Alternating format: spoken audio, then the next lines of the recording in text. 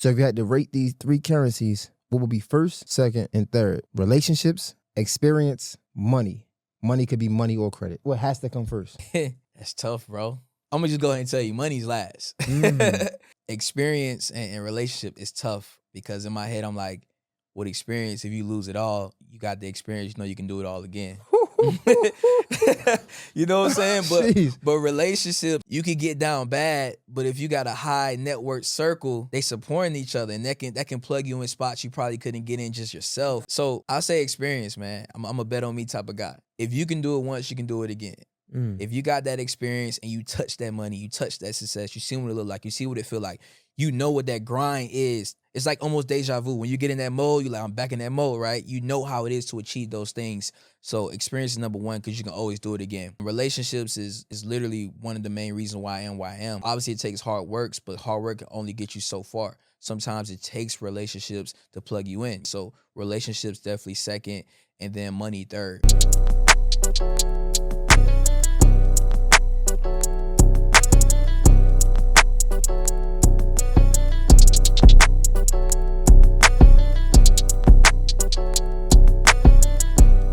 Yo, what's poppin'? You know what time it is. Your boy, Mr. J Hill, J Hill Podcast. We are in the building. Special guest to my left. This guy is going to help you make a lot of money, right? 100%. Hopefully. That's what we here to do, man. That's what we here to do. We're going to give you some game. You know, I've been talking to some credit guys, some funny guys, so we're going to see what this guy got different. Stepman Waiters is in the building. What up, brother? What's going on, brother? My guy, give me some love, man. Yes, what sir. up? Glad for you to have me, man. No problem, man. You ex-football guy. Yeah. Yo, how was that, bro? Like, I feel like you went whole 180 from playing ball. Like you even you tried the NFL thing for a little bit, right? Yeah. And now you went to like engineering. So even that's like a 180 to now entrepreneurship. So it's like, I don't know, you was everywhere. How was that transition? Bro, I'm gonna start from the beginning, bro. You gotta start from the roots, man. So football was just ingrained in me at a young age, bro. Grew up in Miami, Florida, where shit, we playing football in the streets, bro. No socks. Yeah. We tackling people into the gates. Like, we reckless with it. So it's football just all I knew at the time. Growing up, that's all I wanted to do. Was pretty decent in high school. Played high school ball in Georgia. And ended up going to Georgia Southern playing D1 football. But that's all I cared about. That's all I put my focus into from day one was football, right?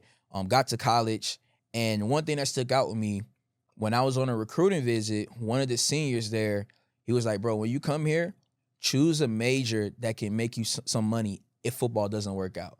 He told me straight up that he felt like he made a mistake because he wasn't going to the league and the major that he studied wasn't making him any money, so he was just forced to go to the military. And he was like, bro, honestly, I could have did that out of high school and been at a higher rank than I am now. So that really stuck with me, and then that's why I chose electrical engineering, man. Was the hardest thing of my life, bro. Like 5 a.m. workouts, going to class, going to tutoring, games, film, it's crazy, but it built the man that I am today, bro, and I really appreciate that. So transitioned from college football, played a little bit of professional, didn't really do too much with that, right? But ultimately, I got a job as an engineer, you know. Yeah, I want to talk to you about the guy you met, right, that told you choose a major that's going to make you some money. Isn't that so important? I feel like we sometimes, it's either stick with you or it don't, because like we overlook those things. Bro, I never forget. I wish somebody would have told me that. But that's some of the things that I tell everybody I talk to when it comes to going to college. And they think I be laughing. I'm like, bro, don't have no major like sociology and like, because my major was sociology. I'm being real. And they always joke like, you can make money as so. Man, listen what I'm telling you. Like, you might can, but you got to get your master's. You got to do all this other stuff. Whereas though a major like engineering, it's a couple of them. It's not a lot, but like majors like that where you can come out of college making money. 100%. Man, that's so. How important was that now that you look back on it? Bro, it really saved my life and put me on track, man, just because I was already structured to have success. And my mindset when it came to football was like, I'm going to focus on this, but whether I make it in football or not, I'm going to be making some type of bread coming out. I wasn't worried about nothing. So graduated, like I said, still was chasing football. But you get to a point where you understand, bro, like the sport don't always love you as much as you love it. When you hit that real world, and you leave college, because college is a bubble. So you the man on campus, everybody know you, you're on scholarship, you're getting free meal plans, you can go to the weight room, do all this stuff. But once you leave and get into real world, everything costs money. Facts. Them same steaks, chickens, broccoli, meal preps that we eating that was free because the school covered it, you now got to come out of pocket. Yeah. And that's like what, 3-4K a month to have a real legitimate, meal plan. And then paying for training on top of that. That's another 2K a month. You know what I'm saying? So you get into a situation where if you don't have an agent, if you don't have the backing, if you don't have the funds, the resources, like life start to hit you. No, Because if you come out of college not making no money chasing the dream, and it's 5K a month to train, and you still got to live, you still got rent, you may have a car note, whatever it be, it can stack up. So football, like I said, it kind of filters a lot of people out. But I thank God that, that conversation, even my parents showing me, telling me, when you go to college, maximize this opportunity. And then that's why I stuck with engineering. So going to engineering, bro, it's a touchy feeling, man, because at that point, most people say you have arrived. What do they teach us growing up? Go to school, get good grades, go to college, get a degree, get a job, retire, boom. They only tell you what's next. It's like, if that's your life, I don't want that. Is that the American dream? Shit, I need to move to the Bahamas. Like, I gotta exactly. You gotta go somewhere else, exactly. Right? But that's what they teach us, and you can't really fault the people before us that taught us that, because at one point they didn't have that privilege, and they thought that was what was right. And for some people, it is the right thing to do. But for me, man, like I said, I just wanted better. But I was smart enough to say, I don't know what I want to do yet, but this engineering is a bag, and it can you know what I'm saying, alleviate for now until I figure out exactly what I want to do. Right. So, bro, I was working during COVID. I'm working out. I'm sneaking out the job, lifting weights, going back to work. Like, I'm really putting that work in, but still trying to figure out what it is that I want to do in my life. And that's when I found out about credit, about business during that time, right? Got into it a little bit, had some success doing credit repair, because most people have, challenged credit and need help with that, helped them with that, but wanted something bigger. Found a mentor and made the craziest decision ever. My first mentor that I paid. How much did you pay? $25,000. Woo! I ain't even had that in my account. Sheesh. At that time, I think I had like $4,000 in my account. I got a screenshot of it. And I'm like, bro, am I really about to pay somebody $25,000, hoping and praying that this information, this accountability, this new community, this new environment can help me to make, $500K, $300K, whatever the case may be. And it paid off. Best investment you ever made. 100%. But I did it strategically, bro. A lot of people. Oh, go ahead. Nah, let me let you go into that. You know what's crazy? Because even still, you came in on a lower end. Like, I know niggas 40, 50. I'm like, damn. Yeah. So even 25 is a lot, but just to think that wasn't as crazy as it's gotten that I heard from mentorships. But go ahead. It gets bigger, but like I said, that was just my first taste of it, right? Like I told you guys, I didn't have $25,000 in my account, so I had to finance. I actually leveraged my credit, so I paid them $25,000. I think my payment was like $350 a month. So it put me in a predicament where I can get this information, understand it, execute it, and be in the green. You telling me you can't make more than $350 a month off the information, the accountability? Yeah. So that's what I did. But going back to it, a lot of people live off of emotions. If they hate a job, oh, my boss don't like me, this and that, I'm finna quit. And then they just go back to square one. But I thought with strategy. I had to learn to control my emotions. As an entrepreneur, I learned that as well. Just because you feel like quitting today, that may not be the right time to quit. Let's do this smart. Let's do this with strategy. I spent another year and a half working my job as an engineer while building my business up. It got to a point where I was making triple what I was making in my company part-time than I was as an engineer, and I was still working there so that I could strategically leave and not have to get hit with the real world and start a business and try to live off the money that I'm making. You know what I mean? Yo, hold on. Before we even get into the entrepreneurship stuff, one thing that stood out to me about your story, because this happened to me in college, but it was your coach. For me, it was my teacher. So your coach came to you like, yo, basically you gotta make a decision. Like, you either gonna do this engineering thing or you're gonna do football.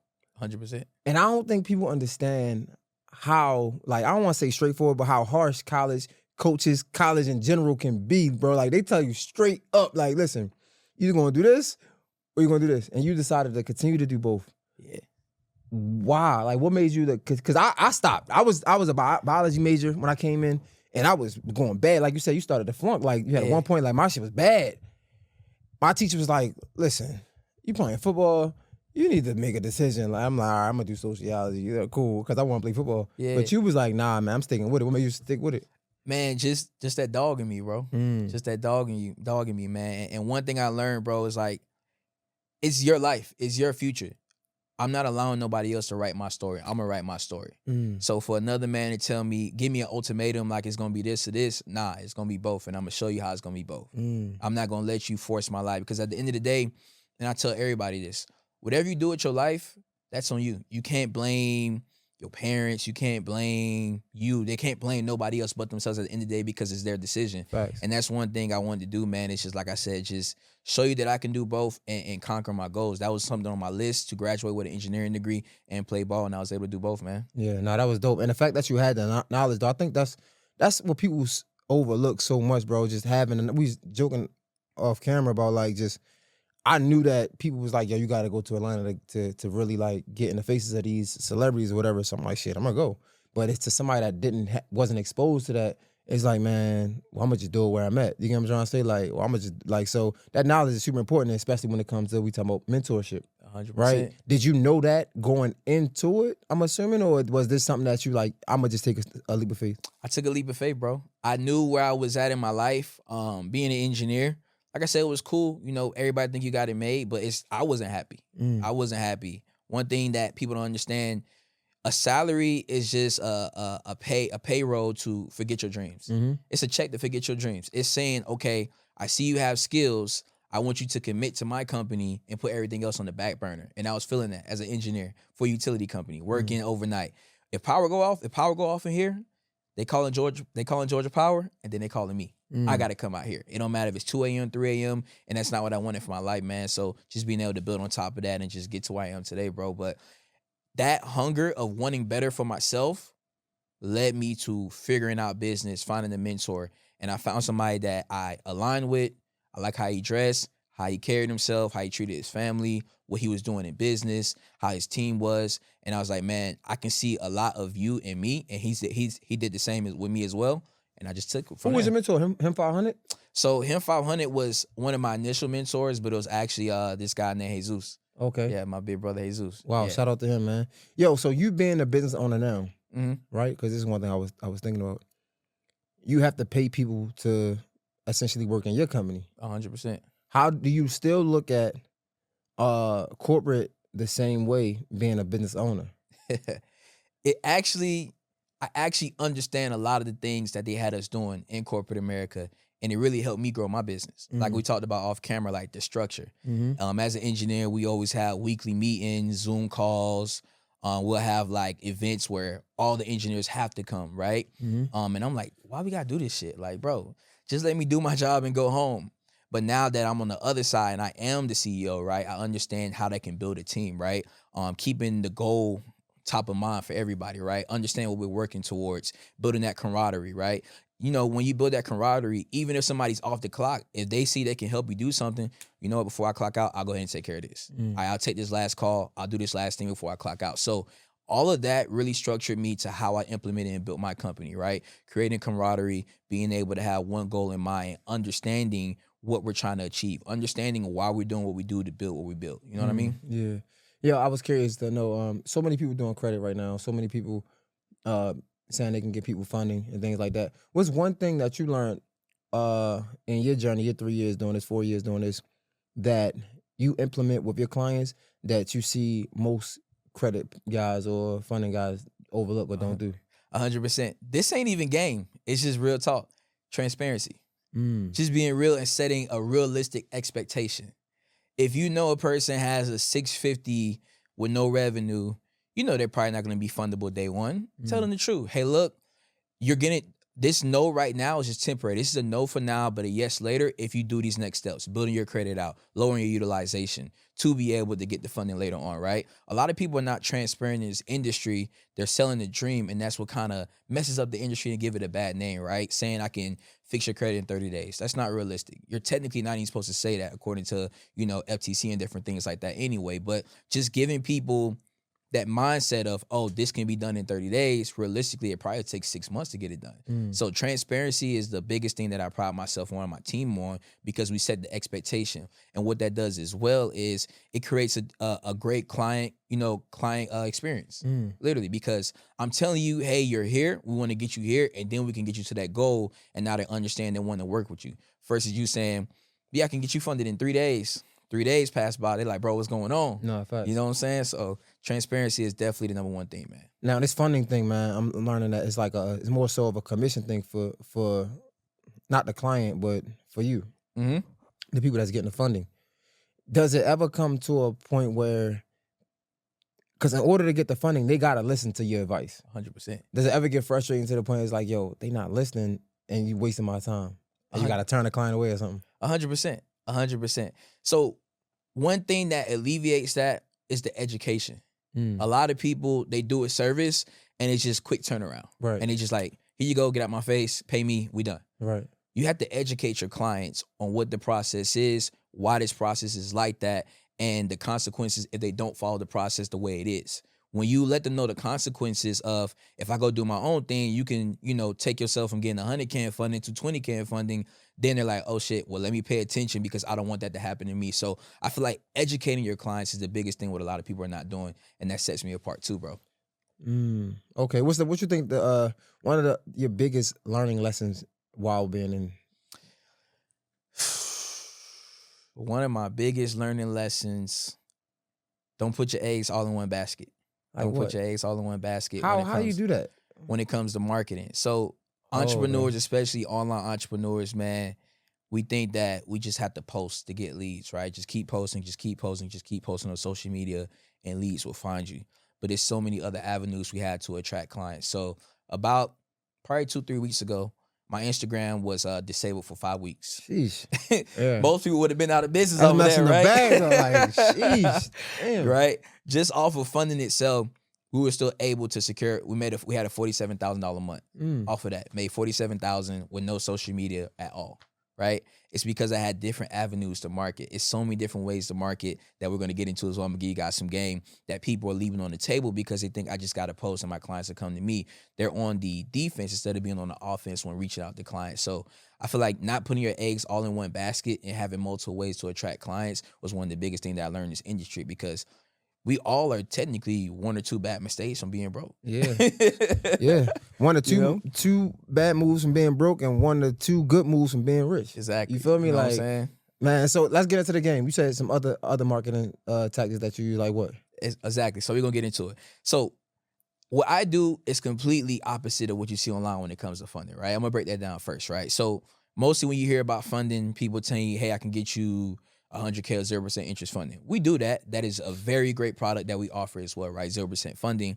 But a lot of other funding companies, they stop there. If you don't have a 700 credit score, they can't help you. If you already went through Chase and all the big banks, they ain't got no answers for you. We're totally opposite. So we have that 0% interest startup, no documentation funding, but we also offer alternative lending. Alternative lending, you can secure funding, which is a 500 credit score. Damn. Yeah. A 500 credit score, and we base that lending off of your revenue. So it's more for businesses that have been in business for, let's say, 6 months or longer, that have some type of cash flow. You can still secure $100,000, $300,000. But you gotta be profitable. Based off your revenue. Your business gotta be profitable. Not technically. Revenue means that what you're bringing in. So you can. So not even what you're making. Exactly.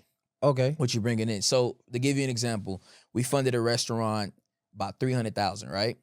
They were bringing in, I would say, about 115 on their bank statements, and they probably were keeping at their ending balance about 15,000. We were still able to get them 300,000 based off their future account receivables, based on the estimate of what their income is and what our lenders use to basically lend to them to get them funded right away. And this client had a 550 credit score. Sheesh. Yeah. That's insane. So we have answers for all of our clients, right? Not just if you got a 700 credit score, talk to me. We can help you with a 500 credit score. We have so many different options to serve people, right? But getting back to the game, one thing that people are not doing, which I'm just like shocked, is Google Ads. Most people posting on Facebook, posting on Meta, running Meta ads, Instagram ads, all that good stuff. But let me ask you this. When you looking for food, when you looking to solve a problem, what's the first thing you do? Google anything. If I need to change my oil, I don't know, anything, I'm literally like... You go straight to Google, right? Yeah, facts. So if you a business owner and you understand that majority of people naturally go to Google to search for something to find a solution, Why are you not marketing on Google? No, facts. Why are you not marketing on Google? So that's how we outbeat a lot of our competition, and we don't necessarily need Instagram to post and say, hey, we do funding, we do this. We use Google Ads. Google Ads, you pay for Google Ads, they put you at the top of the listing. Right now, we're seeing anywhere between a 6 to 15% return on our investment on ad spend. Damn. Because of that. Because when they type in business loans in Las Vegas, business loans near me, SBA near me, equipment financing near me, my company's coming up. They apply, we give them a call, fund them right then and there. So hold on. So aside from the funding and the credit, you just got into mentorship too, right? Like you're mentoring people too. 100%. So you teaching people how to like do the same thing I did. But what I did differently than a lot of gurus out here is I actually built my business up. I just started coaching. And the reason I started coaching was because so many people like, bro, you're killing it in your business. You can be impacting so many other lives for people out here that want to do the exact same thing you're doing instead of gatekeeping and thinking, oh, I'm good. So no, we giving the game out. We helping other people get the way they want to go to. You know what I'm saying? How has that been for you? Bro, it's been great. Like I said, I'm used to adversity and just the athlete in me. I always want better. I always want to achieve the most, right? So me like mentoring people is like a personal challenge to me to say, okay, I know I can do it in myself. Can I replicate this? And we actually been replicating it. Just yesterday, man, I took 2 of my mentees out, flew out here to Atlanta, obviously do the podcast with you. But one that had his first 10K month, we gave him an award. He's a full-time engineer. So imagine making 10K on top of on top of being an engineer, right? And then one, he's a full-time barber, and he just had his first 30K month running his funding company. You know what I'm saying? And they just got awards and took them out to eat. So we're celebrating them as well. But that's when people sign up with me to get coaching, I take it personal. I want to make sure not only are you making a return on your investment, but you're also successful in your funding company, right? You're doing the exact things that I'm doing. You're getting the information I'm having, right? So it's so many different things, bro, like I said, with coaching that I really love that I'm like, you know what? I'm going to really take this and do it. And I didn't even want to get into it at first. You know, a lot of people was like, bro, the stuff you're doing, people need to know this. People need this because they're struggling. I was like, okay, let's do it. Yo, tell people how important it is to pick because I remember I was talking to Darius and he was saying like, when it comes to funding and naming your business, it got to be a business that like is profitable and not something that they deem a risk, right? 100%. Outside of getting funding, right? Let's talk about just in real life, the importance of picking a business like a major, right? That's going to make you money, picking a business that makes you money. You originally tried to get into trucking, right? And it was like, it was tough, but then you got into this. Even if you didn't like this, if you wasn't passionate with this was still a smart decision when it comes to changing your life or as making money. How important is that? Bro, it's the most important thing. Because everybody want to do something they love. Like, I'm in love with it. Like, all right. Yeah. And that's that. I would say, I'll say that's that little kid stuff compared to the real world stuff. You start to understand passion will make you money all the time, right? It's a lot of creators out here that's passionate about what they doing. Some passionate broke motherfucker. Yeah, you know what I'm saying? They're living on the couch. So the crazy thing that I learned, I didn't know anything about credit. When you're good at something and you're making money and you're changing your life and you're changing the people's lives around you, you become passionate about that shit, right? Look, let's go. Yeah, facts. You know what I'm saying? You become passionate about it. So a lot of people say that, and like I said, that goes back to you know, just the generation before you telling you do something you love so you never feel like you'll work again. But shit, it feel like you working when you ain't making no money. You don't care if you love it or not. Come on, man. You know what I'm saying? So we is talking now. Exactly, right? So when you find something, like I said, that you're good at and you can make money out of it, if you give your all to it, you're going to become passionate about it. I didn't know anything about credit, anything about business finance, anything about business funding, nothing about business. All I cared about was about football. You know what I'm saying? And I'm head on passionate about this. Every time I wake up, I'm thinking about how can I get better? How can I get my students better? What lenders are doing this? What are the new banking rules? What are the exposure rates? I'm really out here doing this stuff, and I never would have thought in a million years that I would be in this industry. Nah, facts. You know what? One thing that stand out to me about like these entrepreneurs, bro, is y'all always get like, y'all just always do the most. Niggas want to like, I feel like entrepreneurs want to be the new rappers. Like they get the jewelry, the motherfucking cars and shit. I'm like, yo. And then I just started to understand like that's what kind of like attract more clients though. Cause that's what they want to see. I saw you had the I-8, the McLaren. Yeah. Like, did you walk into it getting these cars because you wanted to attract more clients, or this was something that because you could afford it, you got it? So what was your thought process going into it? Both. I'll explain the first one. When you come from not having shit, bro. Facts, yeah, you know. And you grow up seeing all these nice things, bro. When you start having success, you naturally gonna get it, bro. Like I just got some KD4s. KD4s is back when I was in high school. I remember I couldn't even afford them. I just bought 2 pairs just because. You can say, yeah, you wasted money or whatever, but it's just something in you when you're young. You know you couldn't obtain it. Now you're in a position to where you can, to where you're like, I gotta grab it. So that's the first thing. The second thing is all marketing, bro. It's all marketing, right? The McLaren I got zeroed down by leveraging credit, understanding comparables, different things like that, right? Same thing with the i8 and the Corvette that I have, right? All zeroed down, just understanding how to leverage credit. But what it does is it opens so many doors for me that otherwise I wouldn't have been able to get into. So with my McLaren, I break it down. I'm actually a part of a supercar group called Fastlane in Las Vegas, right? They got chapters all around the U.S. and in Monaco. That's the original chapter, right? Everybody in there is a millionaire. We have 1 billionaire in our car group. And he has 3 hypercars, $1 million cars, right? I would never be in those environments if it wasn't for my car, because I'm the only person there that looks like me, that's my age. Everybody there can old enough to be our father. You know what I'm saying? And it gets me in environments that, like I said, otherwise I wouldn't have been into, right? So that's the first thing. Second thing, if we both offer funding, we both in coaching, whatever the industry, right?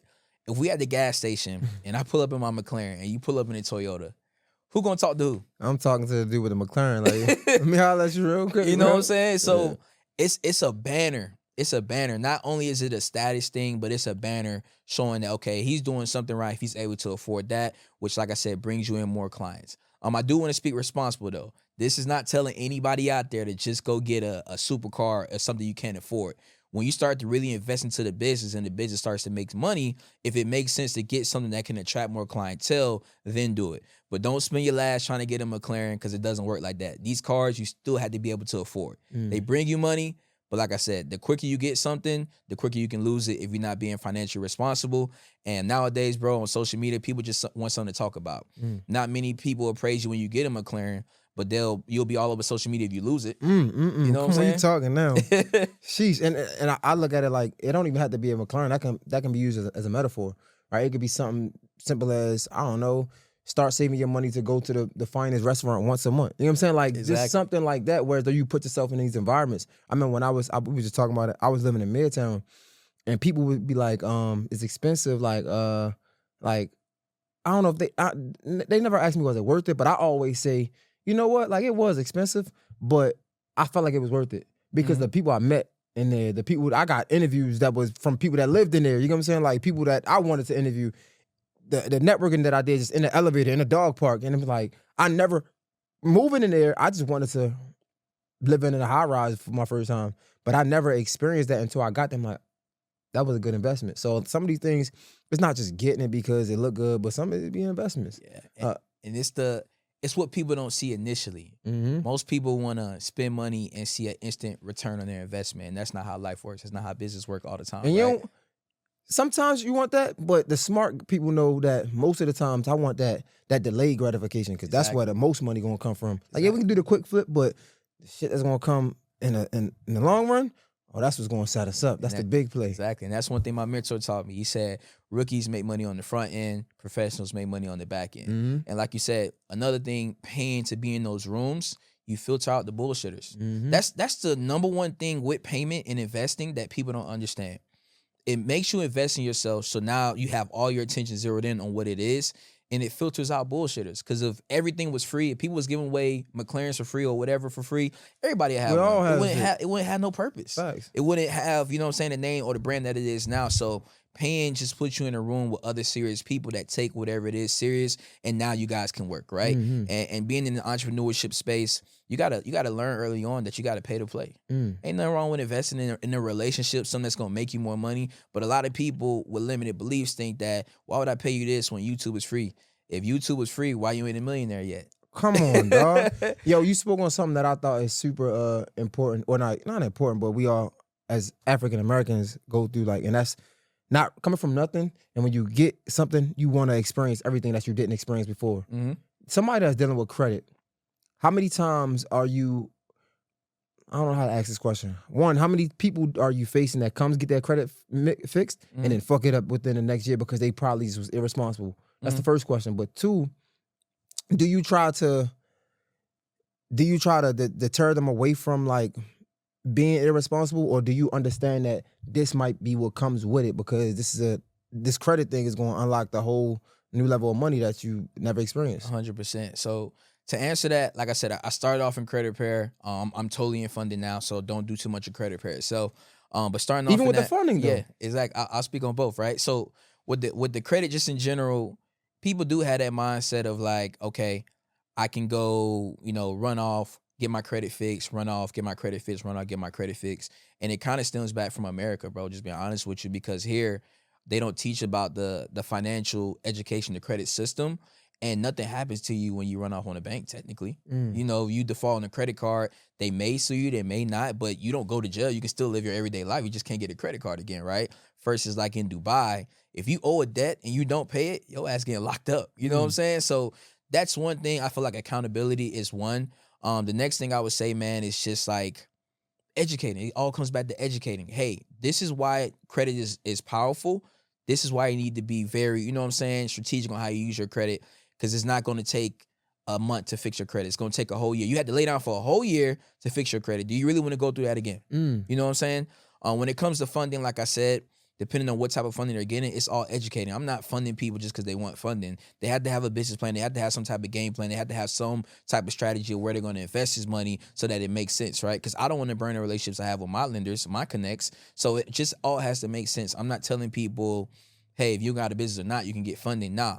If you're trying to start a business or you have an existing business, let's see where you're struggling at. Let's see where, the holes that are in your business, and let's get you some funding to fill that hole. If you're having a hard time marketing the clients, let's get you some funding so you can throw that into marketing to attract your clients. Now you're getting more money. Now you're getting more clients. You're able to pay off the funding that you got and reuse it over and over and over again. So you teach people how to fish while helping them to fish, if that makes sense. That makes sense. So you would never suggest to all right, man, I know you ain't used to nothing. Go ahead, have fun and just come back. Nah. But are you surprised when that happens, though? Depends on the person. Honestly, when you get into the funding space, you kind of become, it might sound crazy, but you kind of become heartless, bro. You become heartless because you have a bird's eye view. You're looking at somebody's credit profile. A credit profile tell you the whole story. If somebody went through hard times, if somebody just flat out irresponsible, if somebody is trying to rebuild their credit based on the accounts they have on their credit, right? So you can look at the decisions that somebody is making and say, what did you expect was going to happen? You got $100,000 in funding and you went and bought Gucci, Louis, Fendi. That don't make you no money. So what did you think was going to happen, right? So that's why I said educating is the big thing. But at the end of the day, like you have to hold people responsible, and that's what I'm big on, right? I can only guide you. I can only lead you to the water, but it's up to you to drink. You know what I mean? So just being responsible and understanding how to leverage this money. But I don't tell anybody just go have fun. Nah, you got to pay this money back. We trying to make money off of credit. We ain't trying to live off of credit. Facts. Random question, bro. It's kind of off topic, but it's not. I've heard people, when it comes to dating, they ask, they want to know somebody's credit score.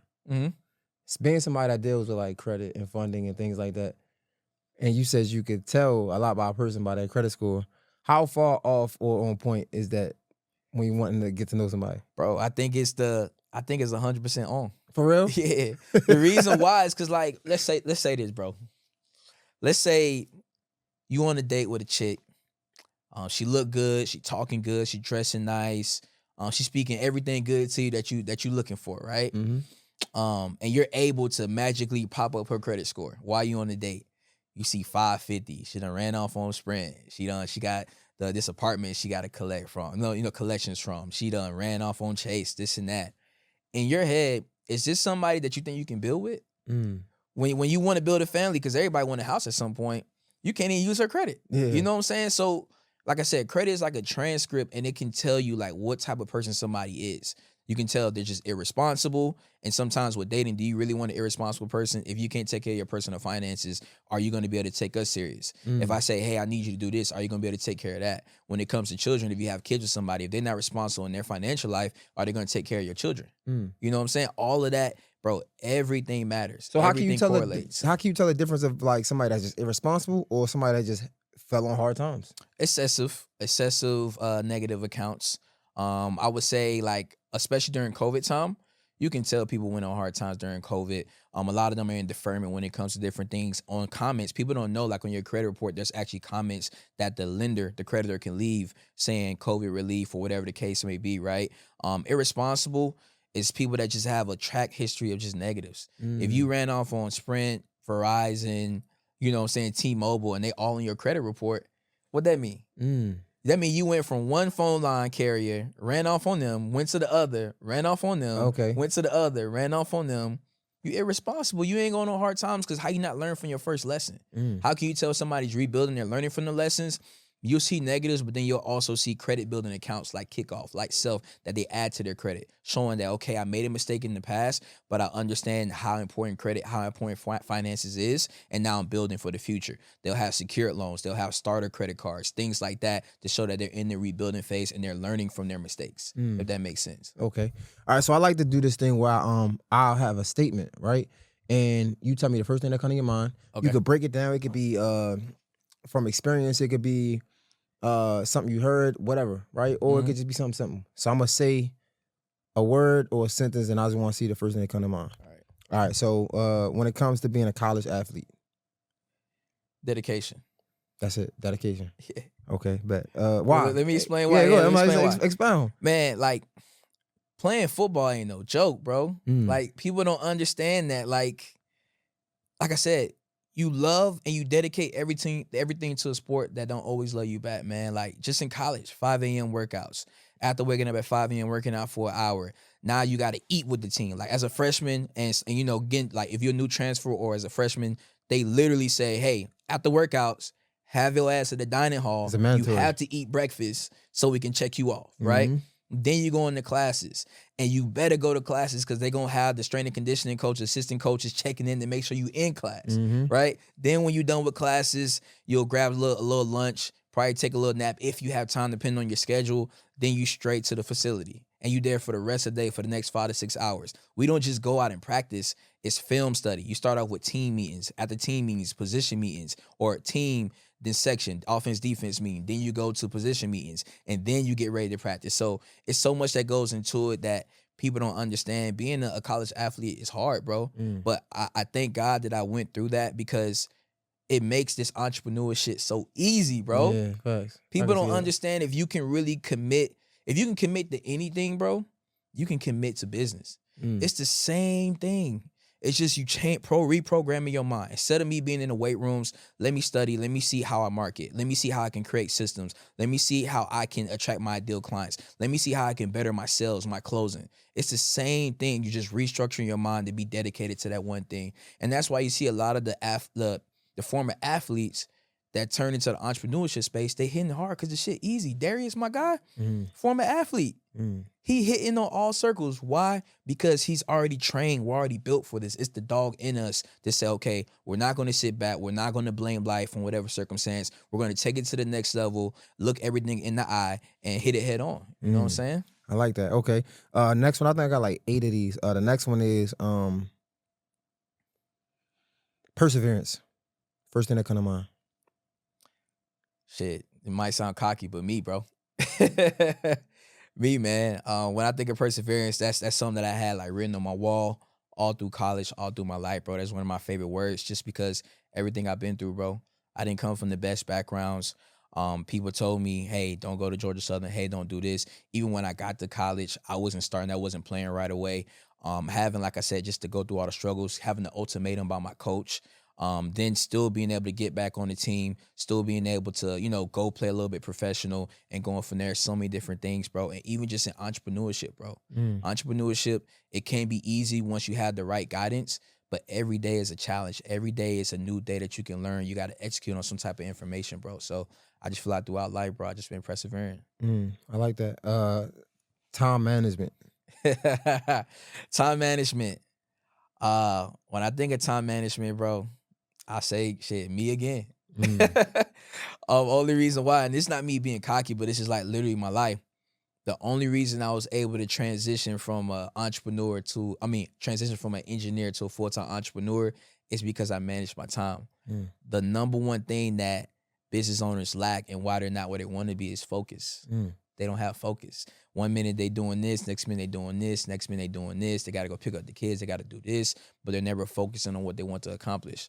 Bro, when I was an engineer, I still to this day, I can show you on my phone. I got a calendar of every call, everything I had to do. When I was an engineer and I had that goal to leave my job, bro, I would literally fill up my calendar. I'm working from this time to this time. During this time, during lunch, I'm going to go network with realtors. I'm going to go network with tax professionals. I'm pulling up on them in the work truck, explaining who I am, what I do, saying, hey, look, I have a funding company. We help entrepreneurs get access to capital. I know you may come across a couple of business owners that may need this service. If you do connect us, here's an affiliate payout that you get as well. So really mapping out my day from wake up to going to sleep helped me to reach my goals faster. That's what helped me leave my job in a year and a half and have money in my account and not be stressed out and trying to figure out business because I managed my time and I still do it today. It's funny because like college helped understand how important that is, especially when you play football. It's like, man, we were so successful because we ain't really had time to do nothing else. Exactly. It was like we had a structure, we had to stick to it. Okay, we talked on this a little bit, but when you hear the word discipline, first thing that comes to mind. Discipline, man. First thing that comes to mind is just football, bro. Football and entrepreneurship, man. Like, you got to stay disciplined, bro. Like, no matter what you do, you got to stay disciplined. Health is another thing. Him 500 actually said it, man. Like, at his peak or when he was getting up there, people were talking shit about him just because he was fat. They're like, how you expect me to trust you with finances if you don't even take care of your own body? You're not even disciplined enough to eat right, lift, and do what you need to do. How you gonna be disciplined enough to take care of my finances or tell me how I should be disciplined? You know what I'm saying? So it's a big one, bro. Okay. Making a little shift. First thing that comes to your mind when you think of corporate America. This might go crazy. When I think of corporate America, bro, I think of how could I say this? When I think of corporate America, bro, I don't even want, let's not do that. When I think of corporate America, bro, nigga, do that. I just think of like, depending on what you had in corporate America, bro, I think of just like corporate slavery, bro. Corporate slavery, bro. Why I say that is because in corporate America, they're paying you literally to forget your dreams. So if you wanted to go start that business, if you wanted to travel the world, you now had to put that on the back burner to fuel somebody else's dream. Somebody said a long time ago, you either gonna make money, you either gonna chase your dreams or end up working for the nigga that chase his. Right, but you somebody that hire people now, like. Exactly. But in corporate America, like I said, when you're in that bubble, that's all you do. It goes back to time management, it goes back to discipline. What do I mean? The natural person that works at a corporate America job, right? You go to work for 8 hours, you may work 4 hours of that. Most people not working the full 8 hours at a corporate America job, right? Those other hours, you messing around with employees, you're on your phone, doing all type of bullshit, eating all that stuff, right? But you're not maximizing your time and progressing yourself. You're just doing whatever the company needs to get to the next level, but you're not working on yourself. Once people get off work, especially in the city, it takes you an hour to get back home. You get back home, you're tired, or you may have kids, you play with the kids, you eat, you go back to sleep, you repeat the process. When are you getting better? When are you putting time to yourself? When are you focusing on yourself? You don't. Then when it comes Friday, it's Friday, I got my paycheck, I want to get some drinks, I want to turn up. So Friday you turn up, you know, you wake up Saturday, same thing, you turn up Saturday, Sunday, you like, let me get right, let me eat something decent because I got to work Monday.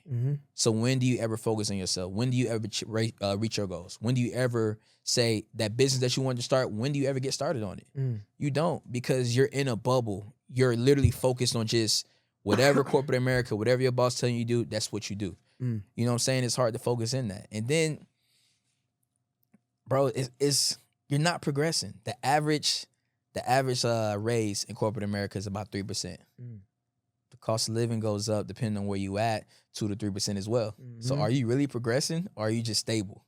It's barely stable. Shit. Okay, coming to an end.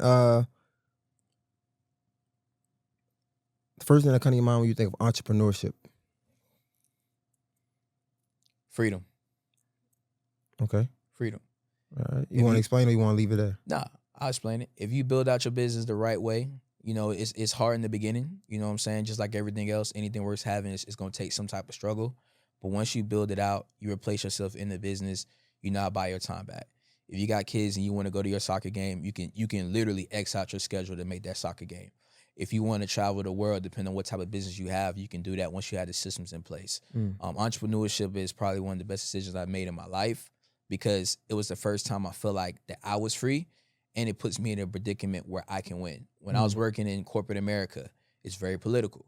You know, you got to shake the right hands. You may have to kiss some ass, depending on where you work at, to get to the top. Just being transparent. Same thing with football. It's very political. I had 3 coach changes, right? The best man doesn't always make it to the league. It's a lot of people you probably know, and I know, that probably are better than some people in the league, but they're not in there because of politics. Entrepreneurship is the only thing in my life, in my experience, that I feel like I was fully in control to be able to say, hey, I want my life to be like this, and knowing if I work hard in entrepreneurship, it can happen. Plus, I can get my time back. Okay, I like that. Choosing the right business to do. Mentorship. Mentorship. So having a mentor, having somebody guide you the right way, and investing in yourself to learn from their experiences is what can help get you to the top. If I tried trucking and I lost $700,000 in trucking, and you're thinking about trucking, and I tell you, yo, bro, trucking could be a good industry, but here's why I went wrong. You know what I'm saying? And here's what it takes, what I didn't know prior to getting into trucking. Now, when I give you that game, it's up to you to decide whether you still want to do it or not, right? So having the right mentorships and figuring out what exactly do you want to do that's going to make you money now. Not something that's going to make you money 10 years from now. That's cool, you know what I'm saying? But what can change your situation now? You know what I'm saying? Okay. Lack of support. Lack of support. When I think of lack of support, that's a tough one, bro. When I think of lack of support, self-belief. Right? I say self-belief when you say lack of support. It's because if you believe in yourself, you ain't got to make, nobody else ain't got to believe in you. Make them motherfuckers believers. Yeah, that's the best thing to do. When you start a business, I'm pretty sure when you start this podcast, everybody wasn't supporting you, saying, go check out my guy, Jay Hill. The same with me. You know what I'm saying? When I started my business, I was trying to be cool and letting people know. When I finally did, they still weren't showing love. But did I get mad and say, screw them? Nah. That's just how the game goes. People usually don't support you until you give them a reason to support. Oh, yeah, I know Jay Hill. That's my guy. We went to school together. We did this. The whole time they probably said 2 words to you. You know what I'm saying? So to combat lack of support, self-belief, you can do it yourself. You don't need, everybody to support you. Last one is showing value. Showing value? Showing value. Not even just value, but showing it in Showing whatever. It. When it comes to showing value in whatever, I'll just say, for me, man, just my mentors, bro. Just my mentors. When I say showing value, crazy thing, bro, I didn't even talk about it with the McLaren situation. They put me in my first McLaren, and exactly a year later, I got my own McLaren. The same, literally, September. I traveled, went out to their compound, never seen so many exotics. Didn't even think this life was possible when it just comes to the lifestyle they had. It almost seemed like a movie. Literally gave me the keys to a McLaren at the airport. Here you go, bro. Didn't even show me how to drive. I even know how to drive this shit. I'm literally like, bro, how do you know what I'm saying? Finally got it going. It inspired me, man. 1 year later, got my own. So I say mentorship, man. It once you see something, you can't unsee it. Facts. Once you see that something is real, once you see people making 60, 70, 80K, 100K, $1 million in a year, whatever the case may be, you can't unsee it, especially if you can touch them. If you can touch them, if you can see that this shit is real and it's not something on TV and they not selling the dream, it's like, what separates me from them at this point? Why can't I do it? What excuse do I have? You know what I'm saying? So that's what I say. So I got this question. I changed this up. You're the first person I ever asked this question. Okay. All right. 1 second. All right. Here we go. So I usually ask people to rank these 3 things in a order of most important to least important. Respect, loyalty, love. But I'm not going to ask you that. I'm going to ask you to rate these 3 things and the importance of currency. You know how most people say relationship is one of the most important currencies you can have, right? Even more important than money.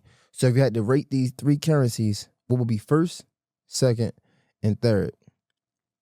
Relationships, experience, money. Money could be money or credit. What has to come first? That's tough, bro. Relationships, money/credit, or experience? That's tough, bro. I'm gonna just go ahead and tell you, money's last. But experience and relationship is tough because in my head I'm like, with experience, if you lose it all, you got the experience. You know you can do it all again. You know what I'm saying? But relationships, like, you could get down bad, but if you got a high network circle, they supporting each other, and that can plug you in spots you probably couldn't get in just yourself. So we gotta choose what's one. Yeah, it's tough, and then two, bro. and then three. It's tough, bro. So I'll say experience, man. I'm a bet on me type of guy. You know what I'm saying? So if you can do it once, you can do it again. If you got that experience and you touch that money, you touch that success, you see what it look like, you see what it feel like, you know what that grind is. It's like almost deja vu. When you get in that mode, you're like, I'm back in that mode, right? You know how it is to achieve those things. So experience is number one because you can always do it again. Number two is going to be relationships, right? Relationships is literally one of the main reasons why I am, right? Obviously, it takes hard work, but hard work can only get you so far. Sometimes it takes relationships to plug you in. You know what I'm saying? So relationships definitely second, and then money third. Money is third. The reason why, if you have the experience, you're going to always make money. You can always get credit, right? That shit it's always here. And then, you know, with relationships, the right connections can get you back to touch money, whatever the case may be. So that's how I rank it, bro. Okay. Thank you, man. That was dope. Bro, I want to know, we do this funding, we do this funny thing full time. How can we, like, what's the easiest way for somebody to be able to get funding right now? Got you. So the easiest way for somebody to get funding, I'm gonna give you two scenarios, right? If you somebody, because every person's not in the same box. If you're somebody that has no revenue but pretty decent credit, the easiest way for you to get funding will be business credit cards or personal credit cards, depending on what you want, right? Most of these credit cards are stated income, meaning that they're not asking for documentation or anything to approve you when it comes to a credit card. So that's your quickest way to get a $20,000, $15,000, $10,000 credit card. If you don't have the credit, finding a credit partner, that's what we do in our business, right? If we find somebody that's unqualified, we ask them, hey, do you have a business partner? Do you have a credit partner? Somebody whose credit profile you can leverage to get the funding that you need. It's essentially almost like a co-signer, but with business credit, it doesn't show on your personal credit report unless you default, right? So what we do is we structure and leverage their credit partner to fund them, which directly, like I said, gets them access to capital. But that's still a risk that their funding partner takes as well, though, right? Yeah, that's by making them aware. You know what I'm saying? It's almost like co-signing, but the co-sign doesn't show on your credit report unless it's defaulted on. That's something that they have to talk about. You know what I'm saying? To kind of figure that out. The second box is, let's say you down bad, you messed up your credit, you know, starting a business, but you started making money. Really, like I said, just alternative lending. You can get business lines of credit, business term loans, merchant cash advances, simply based off the revenue in your business. So if you have a 550 credit score, if you're making at minimum, let's say $5K, $10K a month, you can get some type of funding to keep that business going. You know what I'm saying? So those would be the quickest ways, and those deals, you can get funding in like 24 to 48 hours. Wow. You know what I'm saying? So those are the plugs, like I said, when it comes to it. You know, black people love finesses, right? What's some of the funding finesses that you can get into if you do it right? What you mean by funding finesses? I mean, like you said, some hacks, right? Like some, of course, you 550 credit score, but let's say, I don't know, like I'm just trying to, like they got credit hacks now, whereas though they submit a profile, they can get things knocked off in 24 hours, something like that. Like what are some funding hacks? So one hack that I would say, bro, on the funding side, bro, is leveraging pre-approvals, bro. So American Express, we'll talk about American Express, right? When you get into the American Express ecosystem, once you're in there, they don't actually add any more inquiries to your credit report. So you'll know right then and there if you're approved. But now what they just added is a pre-approval tool.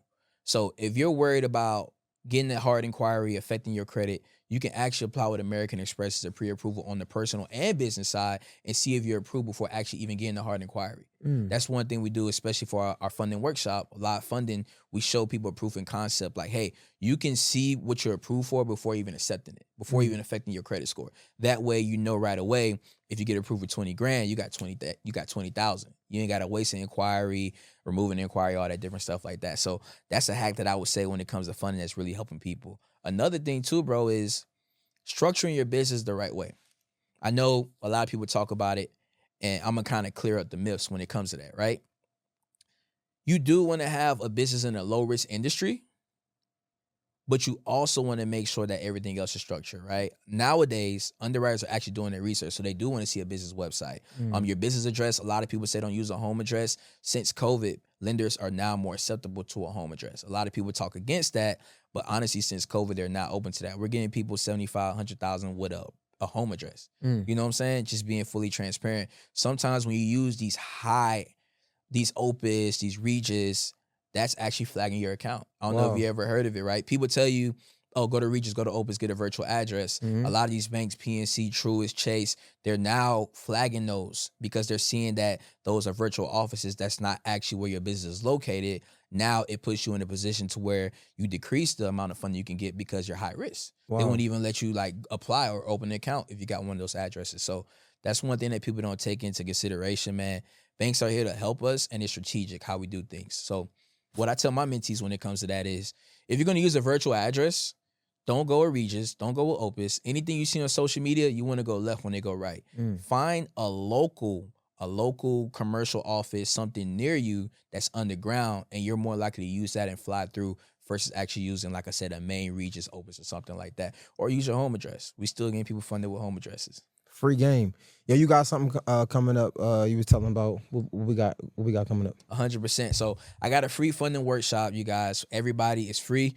This is if you're interested in starting your own funding company or trying to secure funding for yourself. I'm breaking it down from A to Z, how I started my funding company, how you can do the same thing. Lenders, I'll be breaking down, no doc funding with no financials, but also if you're interested, because a lot of people don't know about this, you can get funding off just simply the revenue in your business. So we've been running it up. A lot of my mentees, like I said, been having success doing the same thing, man. So you guys definitely want to check it out. And I had to do it for my guy, man. Anybody that uses the domain, I want to make sure you get the link below.